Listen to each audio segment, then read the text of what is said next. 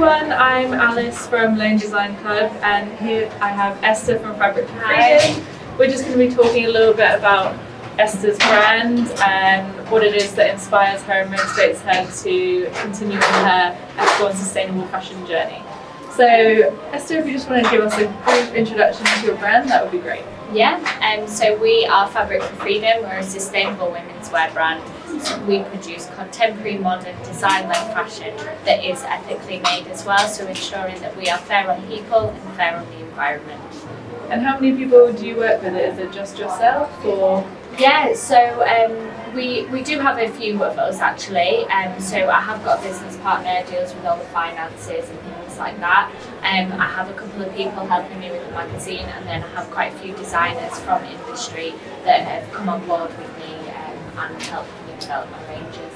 And who actually does the making of the items? So it does vary. So our upcycled pieces are a mixture between me and some of my London designers.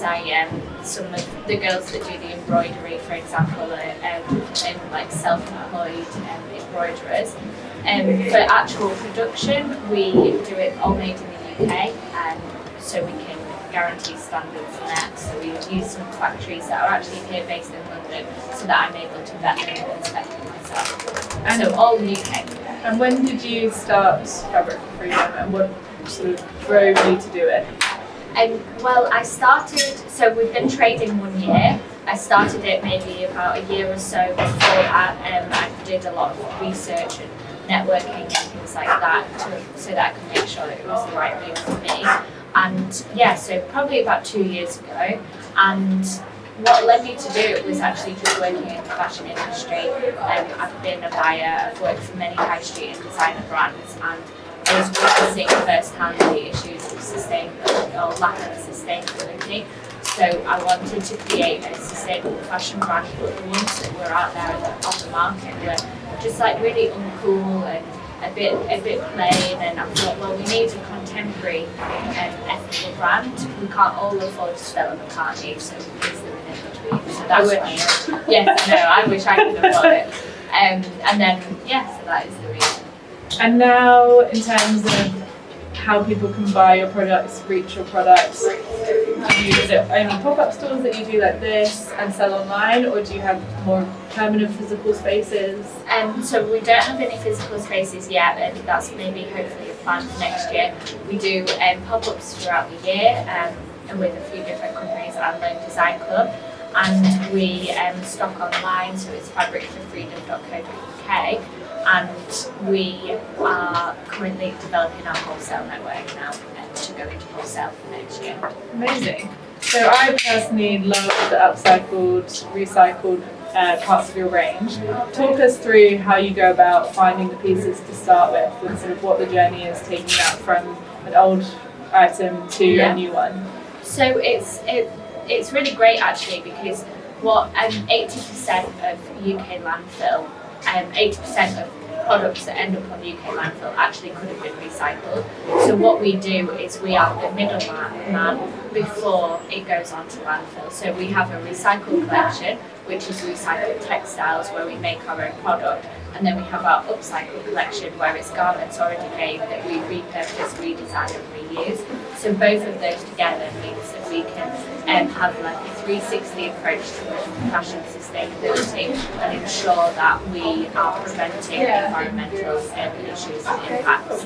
So that's what we do. We take the product from clothes recyclers and other places and bring it back. We repair it, we redesign it, we do a lot of embroidery, we do a lot of patches, and because a lot of the things that we use are actually Levi jeans. Levi jeans were made to last forever, and people are throwing them away, which is crazy. So we take them, repair them, and bring them back to life so that it has a second life. It helps us because we're not always doing new production, so our carbon footprint is lower that way. And in terms of the jeans, you're now starting to do customised ones, is that right? So if you have an old pair of jeans, that's right, bring them to Esther. You can have some Fabric for Freedom magic worked for them. Yeah, so any embroidered wording or anything we offer. So at the moment we have our messages are a little bit activist, so we have world lovers and Mother Earth as messaging and all stuff related to the planet, but yeah, we're offering custom made, so if you have a phrase or a favourite slogan or something, we have that available as well. And what is your favourite part of owning this brand and being part of this sort of sustainable fashion world? I don't know, there's so many things that I've enjoyed throughout the journey. I think I really like meeting like-minded people. I really like that there's been this move towards sustainability, and that I can speak to people who are inspired by what I do, and that maybe wouldn't have necessarily understood the issues of the fashion industry, and me being able to use my platform to educate them, but not to make people feel guilty about not shopping ethically, but more just encouraging and inspiring people to make that change. And so I think that is the most purposeful thing at the moment, just using my platform to be able to communicate our message. That was going to be my next question, is what is the message that you are trying to communicate? Because obviously in the sustainable fashion world, well, first of all, sustainability and ethics are buzzwords that we use very casually now, which is, it's great that more and more people are concerned about it, but do you actually find that there really is a market out there now for what you're offering, and how is it that you convey that to your customer? Yeah, well, there is those people out there that still want to look good, so there is women out there that want to look good, want to look fashionable, but are concerned about the up-and-coming issues within the fashion industry. We're just on the cusp of it. Sustainability is such, we're only in the beginning. It's got so much potential, and people are starting to realise that we can't have business as usual anymore. The way that our practices have been before for years have gone unmonitored and unregulated. So now, with more awareness, we're seeing more customers make the choice that, yes, we still want to look good, we shouldn't have to buy clothes that we don't like, we still want to wear nice clothing, but we don't want to compromise the issues with the environment, and also we don't want to have clothing that there could have been slavery in the supply chain. So it's us bringing those two things together to offer it to our customer as a second option, not a second option, a first option, as opposed to buying fashion that's just like churned out without any thought. Actually, where our customers can have more of a relationship with us, get to know me as a designer, and get to know like all the details behind the collection, and it's much more of a personal approach as well. So you do think it's possible? Obviously, we're in a very challenging time at the moment. Yeah. We've got deadlines on our back saying that if we don't sort things out by in the next 5 years, next 10 years, that we're really in trouble. But you do think there is a place for fashion in that? Yeah, I mean, I find it absolutely ludicrous when people ignore fashion, because actually fashion is a $3 trillion a year industry. It employs 50 million people. It has huge impact. So if we don't get fashion right, then we're not going to sort out all these issues of the climate. So we have, fashion is one of the biggest polluters on our planet. It's also the second largest industry that has slavery within it. And so these are big numbers that fashion is contributing to. And so if we don't actually sort fashion out, we're not going to solve these problems at all. And it's really, people are only just starting to realise how much of an impact fashion has. It's just such a huge industry, and it just can't be ignored at all. And whose responsibility do you think it is to make the change? Do you think it's people, it's brands, it's the consumer, it's the government who obviously you've taken a lot of the responsibility on yourself, and we like to think at LDC that we're trying to give a voice to the people that are making a difference. But do you think a lot comes from, for example, the people who might be watching you speak now? Do you think it's the consumers that need to vote with their wallet? Yeah, well, I think it's actually all three. But what I say to people is that we actually can't trust the brands. We can't rely on them to make the change, because if they were going to do it, they would have done it by now. We've got so many people greenwashing and saying that they're ethical, but when you look into it, it actually isn't at all. So I know fashion supply chains have got loads of friends within the industry, and their sustainability is in their 5-year strategy, not because they want to do it, but because that's the way the market's going. And so I feel like we can't really trust them to actually do something. Hopefully they will, and hopefully I'll be wrong, but we can't wait for them to make the change. We as consumers need make the change before that.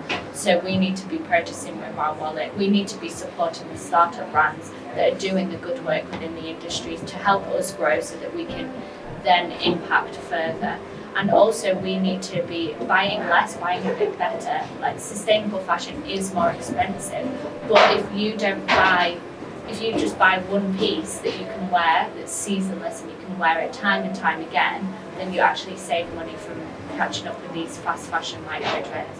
But also the government is responsible because we've allowed every industry has regulations apart from fashion, which is mental. So I want to know why that is, to be honest. Why are people allowed to be getting away with these practices? So we need to be we need to be telling our local MPs that we care about these things and that it matters to us, and that as customers, we don't want to be buying these things. So without government change, we're not going to see a lot of change. So without government legislation, we're not going to see a lot of change. So I think it's down to us as customers to tell the government, and the government needs to put in that legislation. So I'm moving away from politics now because I realise I could talk about it forever. But let's talk about what you're wearing on a more fashion-related note. So this is from your new collection? It is, yeah. So I've got a couple of suits coming in now. We designed the seasonless clothing. It can be worn in summer and winter because as a good designer, you know what's going to be in fashion in 3, 4, 5 years time. So why don't we make clothing that lasts that long? So we have seasonless collections. We've got a few suits. Tailoring isn't really going anywhere. It's a big trend at the moment, and I think it will carry on as well. So yeah, we've got this new suit. We've got this in a few different. We've got it in a jumpsuit as well, so you can have a wide leg suit or a skinny suit. And then we've got some linen pieces and mix and match, and also lots of new upcycled clothing as well. And what's this made of? So this is all made in the UK, and each area is different really. So our buttons are made of this, I can never say it, conzo nut. And we have a sustainable trim supplier which helps tribes within the Amazon make trims and buttons. And this is actually made from a nut rather than a tree to prevent deforestation, and all the proceeds go to the local tribes within the area. And then all our fabrics are certified, so it depends which items. So we have organic certified cotton, which is GOTS, so we know that the supply chain's been investigated. We've got OzTech certified cotton, which means that the chemicals have been regulated and people have been paid fairly, and we haven't got all the health and safety issues. And then we've got eco dyes as well, so each item is completely different within our collection. And what's the favourite piece that you've ever made since starting Fabric for Freedom? Actually, my jumpsuit that's upstairs. It's brand new, and we've got a new jumpsuit, and it has got a white base, so it's probably a bit more summery, but it's got our print all over it, and it's kind of a bit of an activist print, and it's got messages on there about the industry needed to change, but nothing too in your face, and it's all red and black, and it just looks really cool, I think. And that's made with the eco dyes. Awesome. So what's next for Fabric for Freedom? So next year we've had a first year trade-in, so we've got a lot to reflect on over this time of year and to make a real plan for next year. But next year we're developing our wholesale strategy, we're developing our online presence as well, and really rebuilding our website and our online platforms, and then hopefully doing a few more maybe standalone pop-up shop stores, a lot more events. We'll have a launch party in February, and we'll take it from there. And you've also launched a magazine?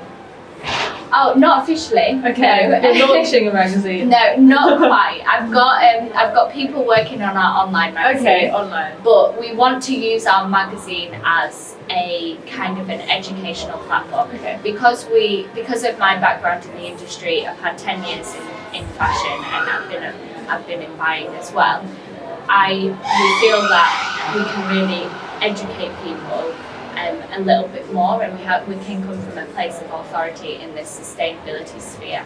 So we have launched an online like blog magazine that we're developing to hopefully be that resource for people when feel a bit stuck. What do we do about sustainable fashion? It can be overwhelming. So yeah, that's what we're developing at the moment. Okay, amazing. And if you could give one sentence or word of advice to people who might be looking to go into sustainable fashion, whether it's creating their own brand or just implementing change where they currently work, what would it be? So more for the implementing change, I would say don't get overwhelmed. Sustainability is really hard, and what you have to start with is what's that one thing you care about the most. So it could be veganism, it could be animal cruelty, or for me it was slavery and the people, it could be the environment and climate change. What's that one thing? And work on that one thing instead of getting overwhelmed with everything. Just take it step by step. So start small, and once you've perfected something, move on to the next one. Yeah. Okay, amazing. Thank you so much for joining us. Hope everyone enjoyed that. Obviously, you can reach Esther through all her social media, and likewise, if you have any questions for LDC, you can get in touch. Thank you.